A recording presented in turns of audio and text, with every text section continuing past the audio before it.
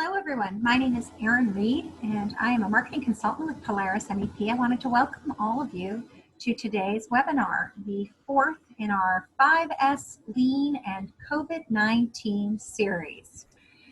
Today we're going to be diving deeper into Standardize, the fourth S as it were. One of the standards that we have for all of these webinars is that we remind you how to submit questions and comments and ask for help if you're having any problems with the Zoom controls.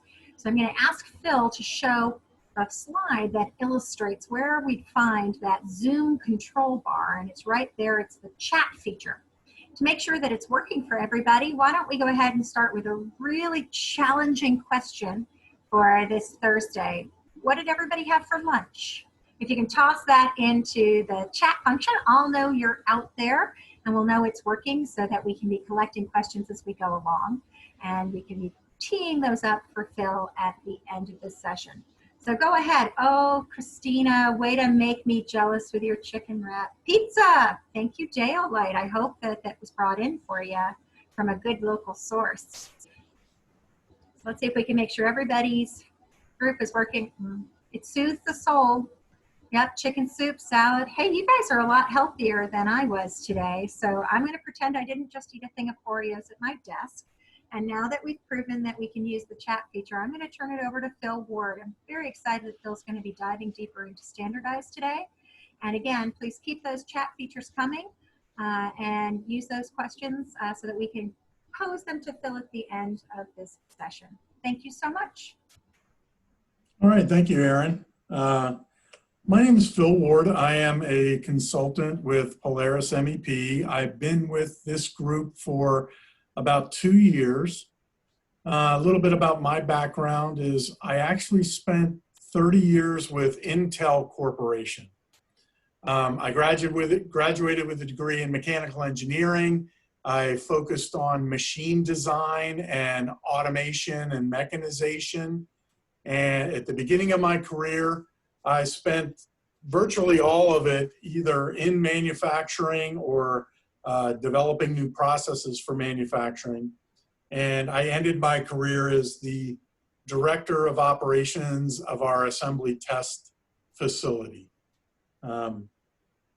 So today we're talking about our COVID-19 series based on the 5 S's. And today, excuse me, I'm going to focus on the fourth S, which is standardization.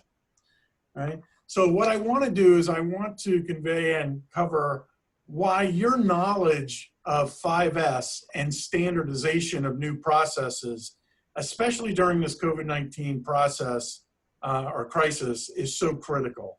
All right, and why it's so important to your business. And then finally, the key here, it's all about the health and the safety of your employees in the long run. All right, so I'm going to touch on a little bit around where we need to standardize, and I'll also talk about how to standardize.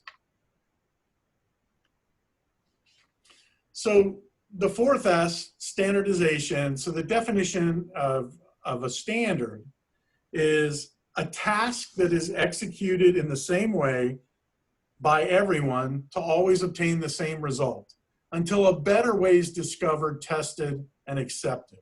All right. So we standardize our work to ensure that the first 3 phases of the 5S program, the first 3 S's, are maintained, right? And that the facility doesn't go back to the way it was in the past, all right?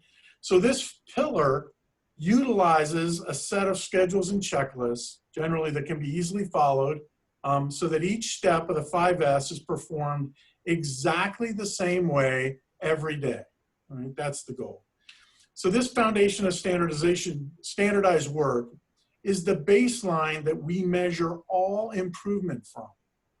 And without a stable baseline, we cannot accurately measure if we're getting better results as a result of any new improvements that we're doing, all right?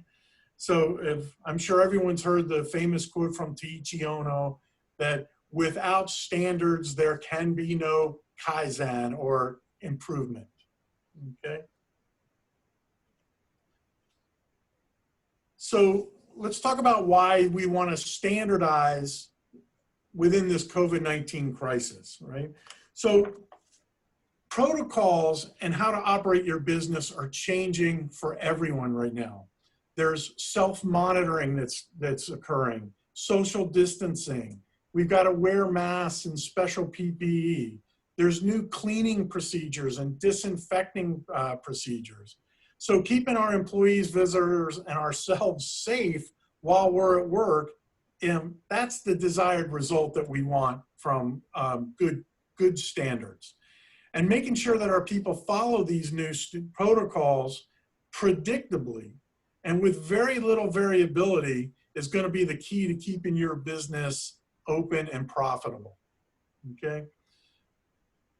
I hate to use this term, but people describe it as this new normal that we're in right now. It's now going to need to be integrated into the way we do our day-to-day jobs. Okay. And it's going to become, at least for a while, a standard operating procedure that we'll be following. So even though we're still learning and adapting to this disease, we need to be flexible and move fast to be able to make necessary changes to reduce any impact to our business. All right.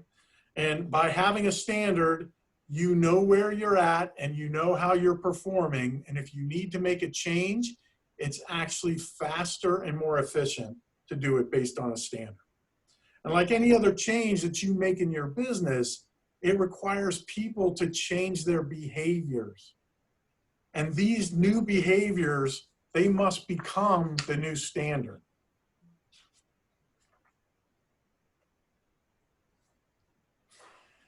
So when I was going through my lean journey and learning about the importance of standards, I came across this quote, and it's one that I really, really enjoy, right? The path of least resistance is what makes rivers run crooked, right? So if we don't understand and control how our people do their work, then it will change over time, all right? And a process left unregulated or uncontrolled will change for operational convenience, right? Not always the best interest of the process itself or the best interest of your organization and eventually or the best interest for your customer. So therefore, we must control our processes with operating standards that are effective to ensure business operates in a stable, consistent manner.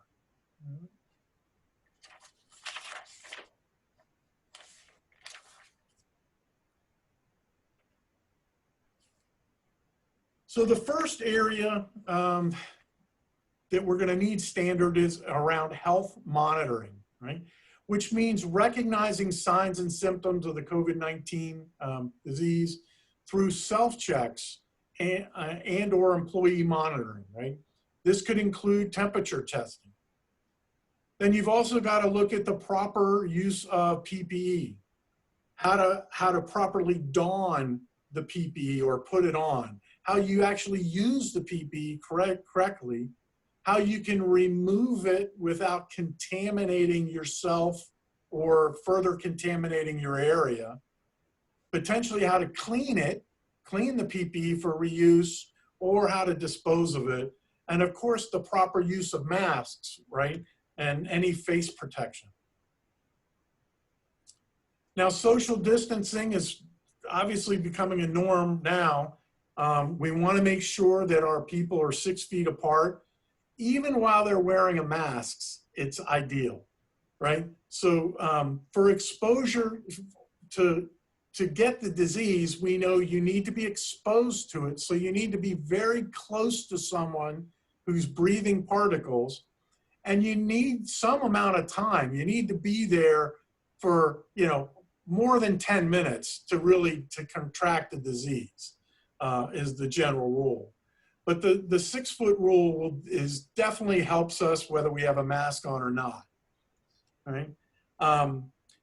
There's new cleaning and disinfecting procedures. You're probably using new materials yourself at different plants today. So you've got to learn about the new products, any risks associated with them, and how to use them correctly. We're going to have to learn about different cleaning frequencies and schedules. And then personal hygiene, like washing your hands, is also really important. I think we're all doing it now a lot more often than we probably did in the past. I know that I am. Right? And then finally, you want to have a formal documented COVID-19 response plan. You want it written down. And that way, if you do have a problem, if somebody is identified with the disease or leaves in the middle of the day because they're ill, you want to have a response plan that people can pick up, read, and follow it like a checklist. You don't want to have to try and figure it out on the fly, real time. You want to have it documented and easy to follow. And then again, as you learn, you can make improvements to it. And then my last comment I was going to make is, you know, a lot of people are going through operational changes as well right now, restructuring of their floor, how they have people working and where they're working. That also is going to require new standards and new things for people to learn.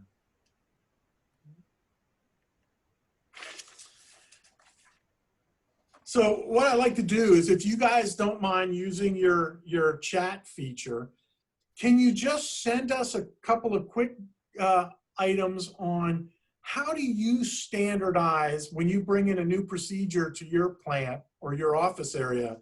What are a couple of key things you do to standardize? And again, if you don't mind, just use the chat feature and send those in.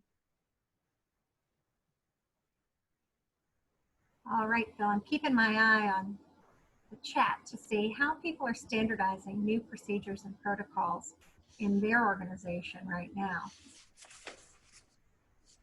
One of the folks has written in checklists. Checklists, like you just mentioned, a checklist for, say, Yep. a COVID-19 response. Checklists are one way that they are standardizing new procedures. Good. Another person says 3 things. They observe the work, discuss with workers, and train staff. Good. That's a good 3-legged stool right there. Very good. All right, playbook. That's one way to definitely do it. That's obviously Polaris MEP teamed up with RIMA to produce a playbook that would help manufacturers standardize. It sounds like some of the organizations have created their own. Regular auditing was submitted by one of our attendees. Another vote for training. Training as a way to standardize procedures.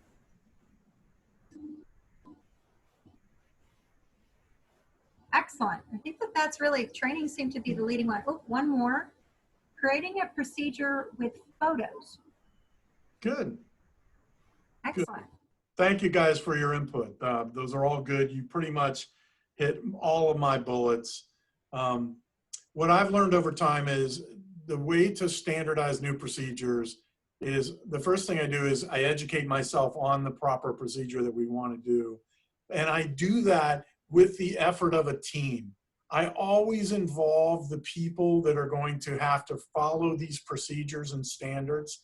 And I generally work with them as the team to come up with the standard. When you involve the people that are going to own it, they have ownership in it, and they generally will tend to follow it more readily. The second thing is you've got to write it down, whether if it's a standard operating procedure or, as mentioned, the checklist, which is excellent. They've got to be written down. It has to be documented. People need to be able to hold it in their hand or see it posted on a board. You've got to write it down. Third, and right up there with absolutely the most important, is to train all employees, okay? You want to make sure everyone's trained and they've been trained well. I'll talk a little bit more about this. And then communicating thoroughly. I've learned over my career that you almost cannot communicate enough. you need to communicate many ways and continue to communicate. It's amazing how hard communication is to do well. And the last thing is you want to be able to make sure that it's supported by the leadership, right? I always find out that when standards are not followed, I'll ask, well, is the supervisor of the area trained in this procedure? And they'll say no. And the supervisor is one of the most important, right? So if I heard the playbook mentioned, there's a bunch of recommendations in our playbook, and they really are going to change the standard behaviors in your facility. And remember, change is hard, and it's very hard to remember how to do something new, especially when you had a certain way of doing things and it's a routine. So always be empathetic. And getting people to truly understand a new procedure and then to follow it, that's really where the rubber meets the road, right? And everyone knows that that's the hardest. So let's talk about the documenting a new procedure. I always recommend, again, that I said, to involve the users and always the area supervisor or manager when you're creating these new procedures. Those that perform the work know it best, so involve them. And don't forget to involve the supervisor, because they need to understand the work, number one. Number two, they most likely are going to need to train the employee on the new standard. And third, most important, is they have to hold those people accountable to follow the standard the way it was written, okay? Only the person that writes their review is really going to be the one that holds them accountable and they will react to, all right? And I always say, I have an example of a standardized worksheet here. To me, it's a good one. It's very straightforward, lots of pictures, very little wording, but the simpler you make it and the easier it is to understand, people are most likely to use it. And the third one was train and to ensure 100% retention, right? This has always been a big one of mine. Make sure that you train all employees. Don't forget, some people are out sick or might be gone for the day. I've run into that where, you know, somebody just wasn't here on the day the training was and they never got the training. You want to document this work in what I call a breakdown sheet. If anyone has worked with me, they know that I am a proponent of job instruction. Job instruction is a method. It's one of the most effective methods for instructing people how to do their work. And the reason it's so effective, because it actually creates a training standard for the trainer. So the trainer has a standard to make sure that they transfer all of the knowledge correctly and that they don't miss any steps, any key points, and most importantly, the reason why I want you to operate in a certain way following this standard. And you got to train to 100% retention. You know, if you give them a quiz and they get an 85 or a 90, that's not good enough. You need them to get 100%. They've got to understand the work completely, all right? And like I said, the supervisor is the ideal instructor. And if you're familiar with job instruction, the mantra there is, if the worker hasn't learned, then the instructor truly hasn't taught, right? And that's what you're trying to do, is get these individuals to understand the new work and to follow it. And then finally here is communicate, communicate, communicate, right? We all deserve to know what's going on. No one likes surprises, especially those things that affect our lives and our jobs, right? We want to know everything about it. So we got to make sure we set clear expectations for the employees regarding the new protocols and standards. We need to make sure they're trained and that they understand them. I recommend, you know, use newsletters, signage, stand-up huddles, you know, group discussions at your startup meeting. Talk about what's working and what's not, right? And again and again and again, keep sending out these messages. It's never too much. The visual cues, you know, the posters and the stickers on the floor and anything visual, I always find helpful. And it just helps people remember the standard and keep it in forefront of their mind. And then remember, success means not only getting the people informed of these new standards, but it also, success is holding them accountable to make sure that the standards stick. And then most important, and I think this is forgotten by a lot of leadership and management, is you know, after all the training and all the communication, the most important thing for you to do is to just follow up, right? As a leader, as a supervisor, you know, whenever I can, I try and build in some kind of self-test. So at a glance, I know if my procedures are working or not. You know, and this is kind of like your visual 5S. You ought to be able to walk to an area and within seconds know if everything's okay or not. And a similar kind of thing. Or if I have some kind of metric that I can use to measure to make sure my standard is working, that always is helpful, right? You know, and good follow-up should never end. You should be out on the floor, you know, seeing with your own eyes and asking people, how's it going? Does this work? Does it not work? And, you know, help them adjust. And when you're out there and you're demonstrating your own depth of knowledge in the situation and what the standards should be, and you're coaching people, hey, make sure your mask is up over your nose, you know, that shows that you really care, right? And that you're out there making sure people are safe and that they're doing it correctly, right? Your presence allows you to give frequent reminders. So when you're out there, you can do these quick little coaching sessions that are really powerful, right? So don't lose that opportunity. And when you're out there, you're also observing, you're seeing what's really going on. Now remember, it's important to lead with compassion and empathy. Again, as I said before, change is hard. We as humans don't like it. But, you know, sometimes you have to. So you've got to show a little bit of patience, you know, a little bit of empathy, but hold people accountable, all right? That is important.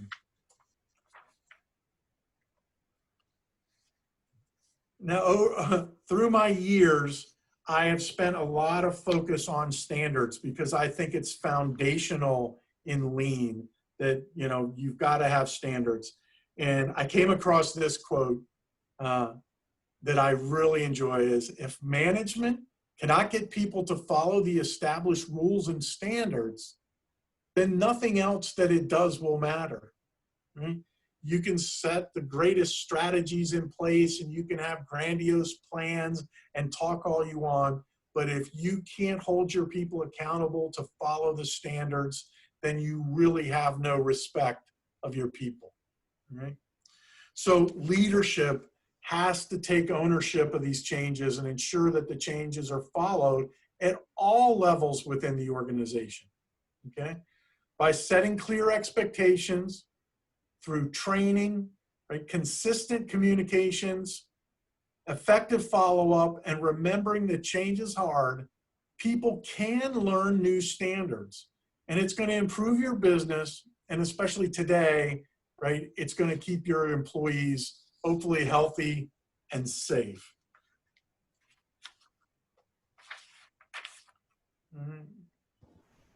And that's all I have. And I think, Erin, you're going to take us into questions. I will. Thank you, Phil. That was a great introduction to standardization and why that is an important fourth S in moving forward. Let me go ahead and tee up some of the questions that people have been sending my way. And the first one actually kind of, I guess, springboards from your comment that change is hard. So this person writes, our team has been under a lot of stress with COVID-19, and I worry that introducing standards will feel like we're punishing them. Any tips? I don't know. I guess I've never I've run into that where people, nobody likes to be told exactly what to do, but what I find is once you have a standard and you follow it, your life is actually easier. And I think during these times, during COVID-19, certain standards are going to impact the health of your people, and you're going to have to just do it and enforce them. Or you're going to be, I don't want to say out of business, but your business will definitely be impacted if a bunch of employees get sick because they don't follow the standard.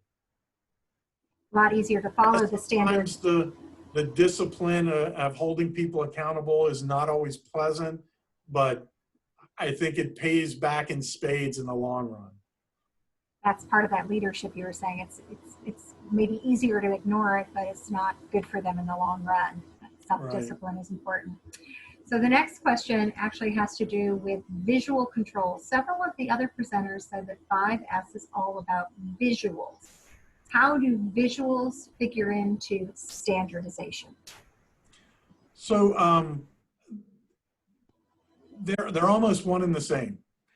The visual controls that we develop through 5S and that we post on the walls, or where we mark the floor for where materials should be held or where a tool should be, that is a standard, and it's visual. And for me, it's almost like a go, no go jig, right? It's either right or it's wrong. So visual standards are almost, I feel, some of the best. I would think even with something like floor markings, you would have standards within floor markings, certain colors for certain places. Yes, absolutely. Yes. Yeah, so that's another layer of visual. It makes it easier to understand. Kind of similar in the conversation, you mentioned building in a test to see if standards are being followed. Could you give me an example of that?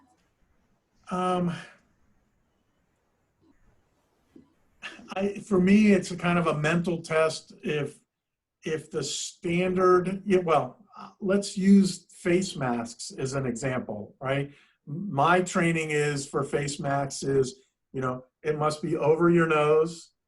You want it below your chin if possible, and kind of, tight to your face, not open and billowing.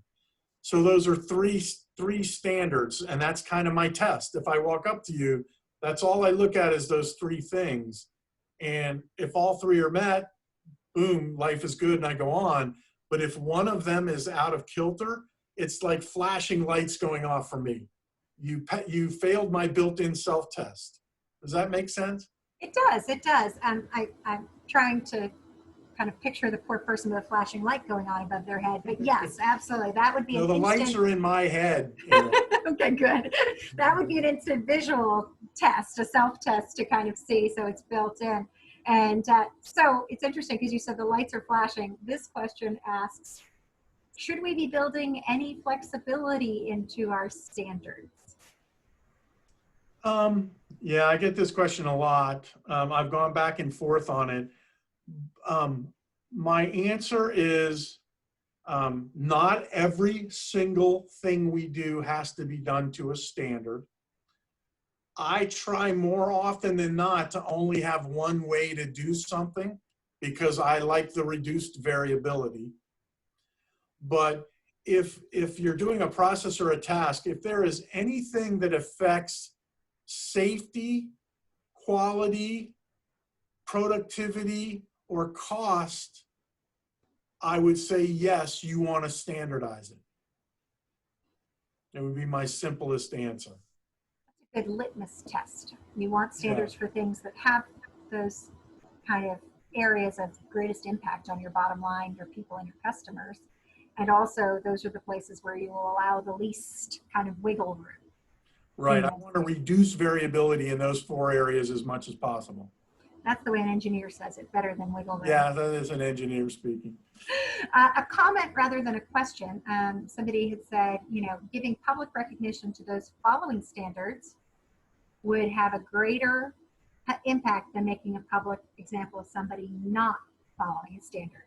So choose when you have your private conversation versus when you have your public conversations. Yeah, and I always say it's better to recognize when the iron is hot, right? So if you see somebody doing something, doing it well, say, thank you, that's awesome, I appreciate it. Because others will hear about it. And if you have to correct somebody, yeah, you don't want to make a public display. I don't. Maybe some management would, but I try not to make a public display. I'm going to pull somebody aside and just gently coach them. And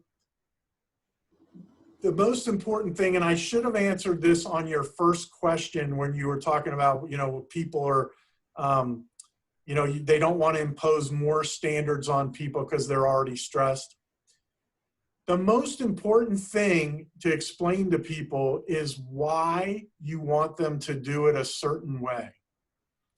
If they understand the reason why you're asking them to do it a certain way, they generally tend to follow it, even if they don't necessarily agree with it. But at least they go, okay, well, I understand their logic. And, for a COVID-19, they're all health reasons, and we can generally give them good examples of, scientific examples of why it's important to do what we're doing, right? And if you're coming out on the floor and you're asking people, did you guys wipe down your stations after lunch? You're showing the importance of that. Absolutely. So it kind of, I guess, piggybacks off of that is a question of, you're talking about kind of explaining the why to employees. When do we get employees involved in creating the standards? I do right in the very beginning. Because these are the people that are going to use these standards, they need to be involved right from the beginning. People want to know about anything that is going to change or affect their life or their job. So if you have them participate in the decision-making process, not only do you bring them along in the process, they're going to understand the reasoning why that's being done, and usually are far more supportive of it than if you come to them with a fixed document and say, do it this way. Nobody likes that. And, if they participate in the creation of the standard, they're going to be more open to, when they come up with new ideas on how to make it even better, they're going to know now the process, how to update it and how to hopefully implement the improvements. So it's a win-win, and everything in Lean goes back to respect for people and teams, right? You want to empower your teams to improve your business. So you were telling me a story the other day about a team that was trying to create a standard for a cart, I believe it was. Yeah, it was a maintenance improvement event, and a team of technicians and engineers were building a preventative maintenance cart. And they were all working on it together. There was only going to be one cart. It had to have specific tools and specific things on it. And when I left, everybody was happy and working on this cart design. And I came back about 4 hours later, and the engineer was by himself working on it, and the technicians were kind of off in the background. And I asked a few, what's going on? Well, the engineer didn't like their design, so he had taken over and was essentially doing it his way. So I had to grab this engineer and pull him aside and say, hey, now, hold on, dude. You're not even going to use this cart. He goes, yeah, but this is a better way to do it. And I said, no, but it's not your cart. This is their cart. Let them do it. He goes, but my way's better.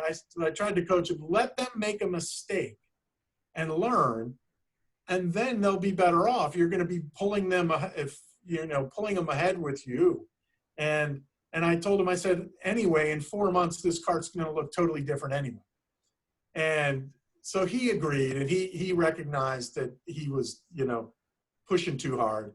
And sure enough, when I came back 4 months later, the cart looked completely different. They had made so many improvements to their initial design that I could barely even recognize it. Excellent. So that kind of input that they had, the feeling of being part of the solution. Let them keep working on making the solution better and better and better. Right. Absolutely. Last question. Actually, it's a kind of a comment plus a question. My experience is to let people work out standards themselves with approval from the team leader. Then compliance is given. However, what if they feel there is no threat of COVID-19 anymore? What could be the liability for the company if there is not compliance, because they don't think that there is a threat of COVID-19? Well,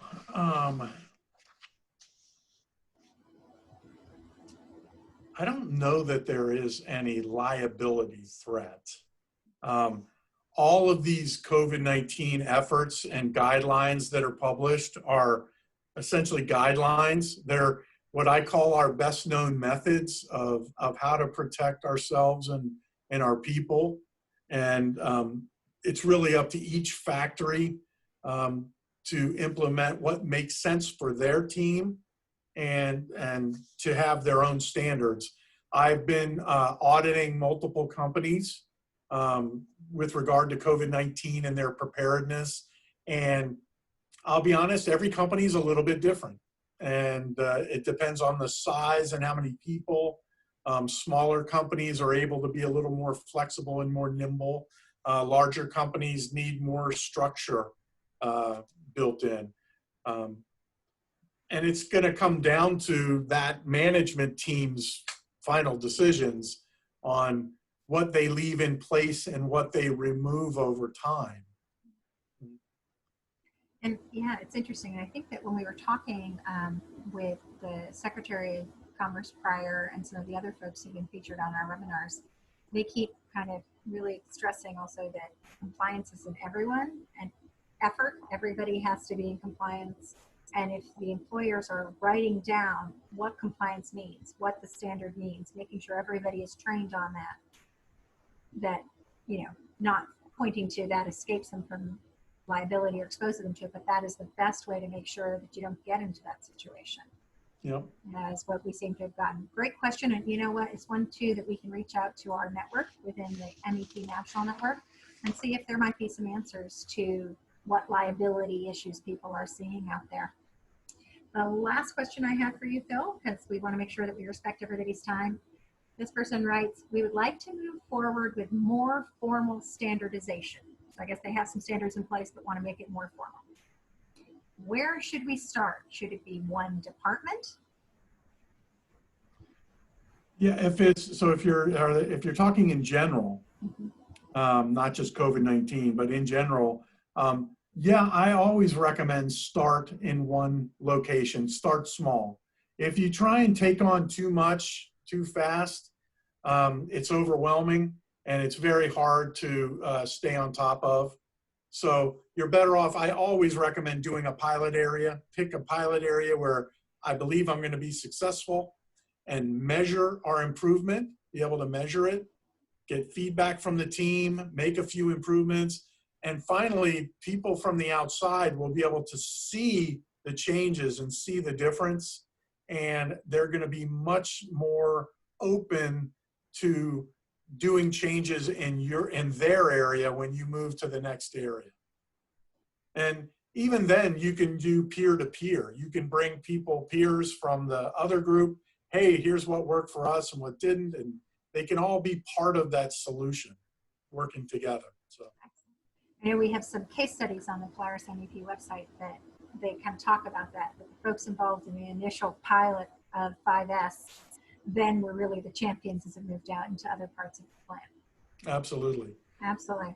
Well, I'm now going to be quiet and see, Phil, what takeaways you have, what final wise words you have for us as we move forward. All right. Well, one thing I wanted to bring up is after this webinar, Erin will send out an email to everyone. And within that email, there is a link. If you don't mind just going in and doing a survey and just please provide me with some feedback. Talks about my presentation and the content. And it only takes about a minute, but we really appreciate it because it allows me to improve on what I'm doing and hopefully help you guys even more. But just final notes. We appreciate people attending this 5S mini seminar and how it's applied to COVID-19. We've been very lucky as a state to be able to keep our manufacturing open throughout this epidemic, and which has helped our economy a lot. And we certainly want to be able to get more and more people back to work and back out on our production floors and continue to ramp and improve manufacturing for Rhode Island. And at MEP, right, our entire charter here is to help small and medium-sized manufacturing firms grow, hire people, and make more profit. And we are committed to your success, and that's why we're here. So if you guys have any challenges relative to the COVID-19, getting workers to follow the guidelines, please don't hesitate to call us. We have a lot of expertise in 5S. We'd be more than happy to come in and help you and your team get over that hump. There's nothing more important than standards in my mind. It is the foundation of lean manufacturing, and 5S is also foundational. So thank you for attending today. I really appreciate it. And hopefully you'll attend the last session tomorrow on sustaining.